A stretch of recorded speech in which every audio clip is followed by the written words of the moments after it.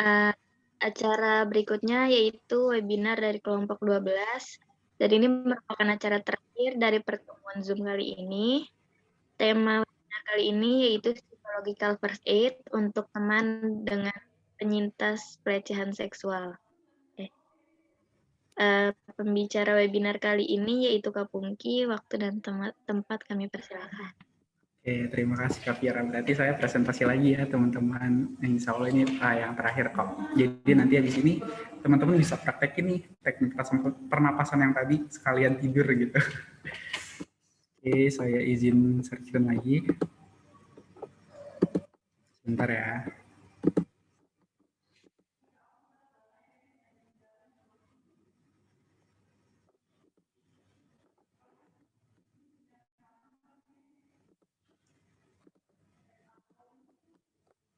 Baik, boleh dikonfirmasi Kak, udah terlihat atau belum ya? Sudah Kak. Sudah Kak Pungki. Baik, terima kasih Kak. Oke, saya mulai lagi. Assalamualaikum warahmatullahi wabarakatuh. Selamat malam Bapak Ibu peserta. Pada tema kelompok KKN 12 dari Universitas Al-Azhar Indonesia, kami akan menyampaikan terkait dengan PFA. PFA itu kepanjangan dari Psychological First Aid. Nah, di sini kita pengen fokusnya itu lebih ke pada penyintas trauma. Jadi sebenarnya PFA ini nanti bisa lebih banyak digunakan untuk penyintas trauma yang menimpa bencana alam seperti banjir, tsunami dan lain-lain, itu juga bisa. Tapi di sini kita pengen fokus lagi pada penyintas trauma pelecehan seksual. Trauma itu adalah sebuah gejala psikologis yang rusak pikiran akibat satu atau lebih kejadian yang nantinya menyebabkan kita stres berlebih sehingga kita tuh sulit buat ngatasinnya. Untuk mengintegrasikan emosi itu sulit. Jadi biasanya kalau bisa kita lihat juga, mungkin teman-teman peserta juga udah pada tahu kalau orang-orang saya nyebutnya penyintas trauma itu biasanya lebih sulit untuk mengelola emosinya gitu ya. Ada jenis-jenisnya, ada situasional, ada perkembangan, intrasikis, dan trauma eksistensial. Ini berdasarkan durasi, itu ada yang kurang dari 3 bulan, itu disebut akut. Terus durasi kemunculannya lebih dari 3 bulan disebut kronik. Terus ada yang with delay onset, maksudnya ada delay di dalam trauma itu paling sedikit 6 bulan setelah kejadian. Peristiwa-peristiwa apa saja sih yang bisa menimbulkan trauma? Tadi sudah saya bahas juga, ini ada kecelakaan, perang, bullying, pelecehan seksual, KDRT, dan bencana alam. Nah, di sini kita bisa lihat bareng-bareng ya untuk gambaran otak pada penyintas trauma gitu. Ini ada kita bisa lihat gambar di sini itu ada titik putih nih, frontal lobe itu kotak di sebelah kiri kita. Di sini ada yang namanya area Broca. Area ini itu area yang untuk mengontrol bagaimana kita bisa menyampaikan pendapat atau mengintegrasikan kata-kata gitu. Nah, dengan kata lain, kalau misalkan area Broca ini tidak berfungsi, maka seseorang tidak mampu menempatkan apa yang ia pikirkan dan rasakan ke dalam kata-kata. Itu yang terjadi kepada teman-teman kita yang penyintas trauma. Jadi trauma ini secara alami itu mendorong kita kepada pemahaman yang sempit gitu, yang tadinya kita punya pemahaman luas, jadi kayak kita hanya fokus kepada kejadian yang membuat kita trauma saja, terus memotong kemampuan kita untuk bisa berbicara berdasarkan pengalaman atau masa lalu yang dapat dibayangkan. Ini ada PTSD, ini kalau tadi kita bahas trauma, di psikologi sendiri kita mengenali adanya gangguan yang disebut dengan PTSD. Itu adalah gangguan tekanan setelah trauma yang memunculkan gejala dan ciri yang akan bertahan lama. Jadi PTSD ini bisa bertahan lama, bahkan kalau saya baca juga itu bisa diidap seumur hidup oleh penyintas traumanya. Tapi insya Allah dengan treatment dan intervensi yang baik, teman-teman penyintas trauma kita itu bisa pulih lagi. Ini ada simptom-simptomnya, yaitu gejala-gejala PTSD. ada yang intrusif, ada yang menghindari nih, ada juga yang aerosol. Bisa kita lihat juga ya teman-teman di sini. Ini ada sedikit ilustrasi itu pelecehan seksual yang biasanya terjadi fisik, dan kebanyakan ini terjadi pada perempuan gitu ya, dan tidak menutup kemungkinan juga terjadi pada laki-laki, bisa berupa fisik ataupun dilecehkan secara verbal gitu ya, secara kata-kata juga bisa. Nah ini beberapa diskusi yang mungkin bisa kita pikirkan kembali ketika kita ingin menolong teman-teman kita yang penyintas trauma. Oke, kita langsung lanjut ke PFA. PFA itu adalah tindakan humanis dan mendukung dalam membantu seseorang yang menderita dan membutuhkan bantuan akibat bencana alam atau krisis. Jadi di sini PFA secara general seperti itu menurut WHO. Ini ada prinsipnya, itu ada 3 sebenarnya. Yang pertama tuh kita prepare dulu ya pastinya.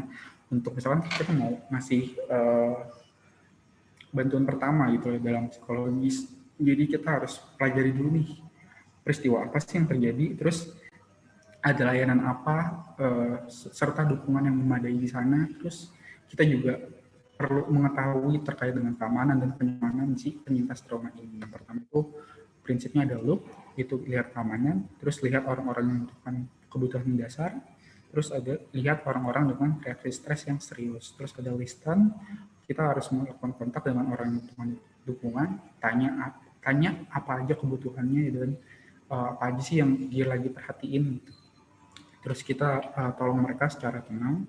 Terus ada link, ini kita menolong, membantu orang-orang dengan kebutuhan dasar dan akses layanan. Yang kedua ada bantu individu menyelesaikan permasalahannya. Terus menghubungkan individu dengan orang tersayang dan dukungan sosial. Misalkan ini kalau untuk teman-teman penyintas trauma pelecehan seksual ya, itu biasanya kita bisa langsung menghubungkan kepada pihak profesional apabila itu sudah akut gitu ya. Jadi yang sudah saya jelaskan tadi, jadi ada 3 yang poin ini untuk di-prepare,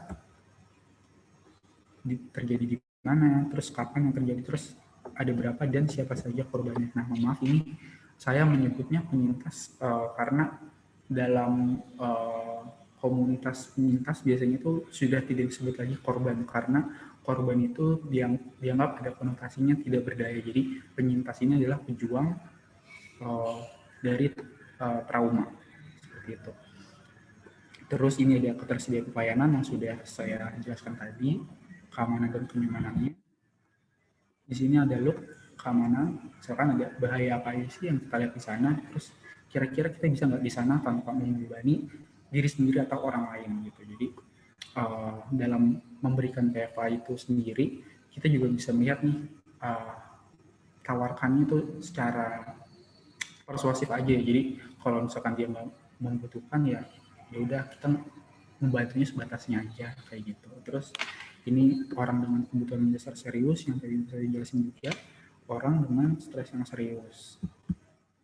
Di sini listen, kita perlu membuat kontak dengan penyintas traumanya, kita membuat pendekatan, memperkenalkan diri, menawarkan sebuah bantuan, memberikan bantuan, serta berusaha untuk membuat dia merasa aman dan nyaman.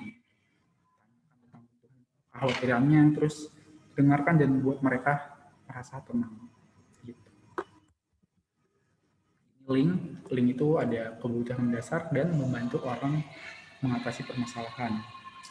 Misalkan dia ada kebutuhan mendesak apa yang sedang dibutuhkan gitu. Misalkan dia lagi bener-bener lagi ke-trigger banget nih, ke-trigger itu dalam arti dia teringat kembali kejadian yang membuat dia trauma, apa tuh yang kita harus lakukan, terus ada kebutuhan mendesak di sana. Kita bisa jadi untuk membantu dia itu bisa kita temani atau ajak jalan gitu. Jadi kita bisa menolong.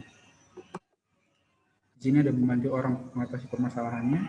Nanti bisa kita bimbing bareng-bareng gitu ya untuk teman-teman penyintas trauma pelecehan seksual. Atau tadi juga saya dijelaskan bisa kita hubungkan langsung dengan profesional. Nah, di sini dalam PFA kita juga mengadaptasi lagi nih dalam konteks budaya lokal ya. kita latihan bareng-bareng aja deh. Contoh dalam loop, tadi kan berarti kita harus lihat nih apa aja sih yang dibutuhkan oleh penyintas trauma. Nah, dalam budaya lokal gimana nih kira-kira orang-orang bereaksi? Budaya lokal yang dimaksud di sini tuh lingkungan sekitar kita aja ya. Gimana orang-orang bereaksi, berperilaku, atau merespon di saat mereka stres.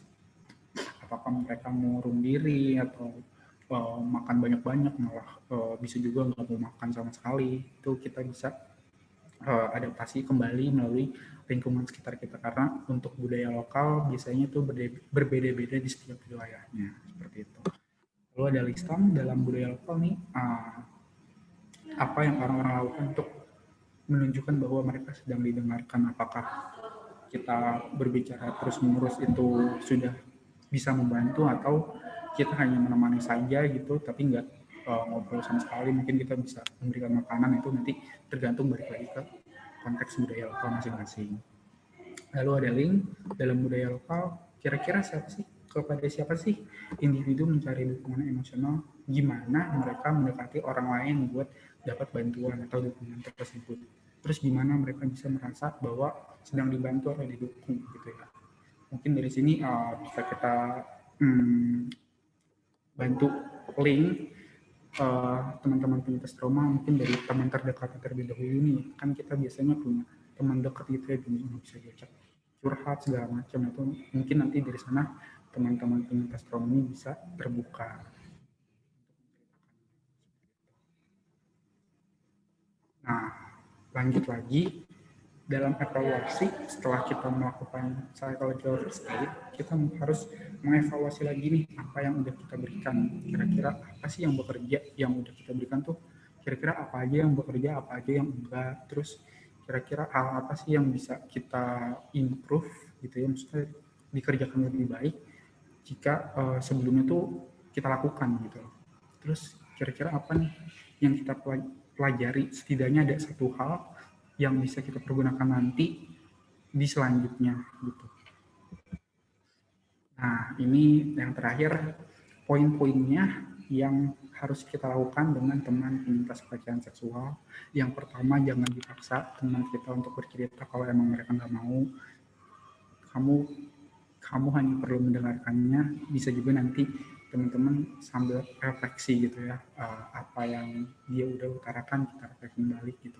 Soalnya saya sangat sedih karena kemarin begini-begini, terus kita refleksikan lagi kayak, oh gitu, kamu berarti sekarang lagi sangat sedih banget ya gitu. Terus jangan dipotong pembicaraannya, jangan dihakimi karena dia lagi benar-benar merasakan, jadi kita nggak boleh menghakimi orang. Terus jangan menceritakan kisahnya ke orang lain. Terus jangan pernah merasa kalau kita tuh perlu untuk memecahkan masalahnya. Jadi kita memecahkan masalah apabila teman trauma pelecehan seksual ini emang bisa kita ajak kooperatif gitu, dan mereka mau untuk kooperatif kayak gitu. Terus jangan ngasih janji palsu teman-teman. Janji palsu itu sakit, mungkin teman-teman di sini juga udah pada ngerti ya mereka janji palsu. Terus jangan pernah mengatakan kalau kamu sendiri tuh nggak tahu. Terus jangan pernah menggunakan istilah teknis. Jadi kita berbicara, ngobrol bareng teman penyintas trauma ini dengan bahasa dia sehari-hari, jadi bisa lebih dekat, lebih akrab lagi gitu. Pendekatannya bisa lebih mudah, kira-kira seperti itu. Jadi yang perlu kita ingat, remember all you have to do is hear and support your friend. Jadi sekian dari kami, saya mewakili teman-teman KKN kelompok 12, dan dari Pak Andri juga ya, untuk KKN kali ini nanti dilanjutkan ada KKN selanjutnya itu dari Kak Rula dan Kak Seli yang akan memberikan tes minat bakat dan konselingnya. Oke, dari saya sekian untuk presentasinya. Wassalamualaikum warahmatullahi wabarakatuh. Terima kasih banyak ya teman-teman serta. Waalaikumsalam warahmatullahi wabarakatuh.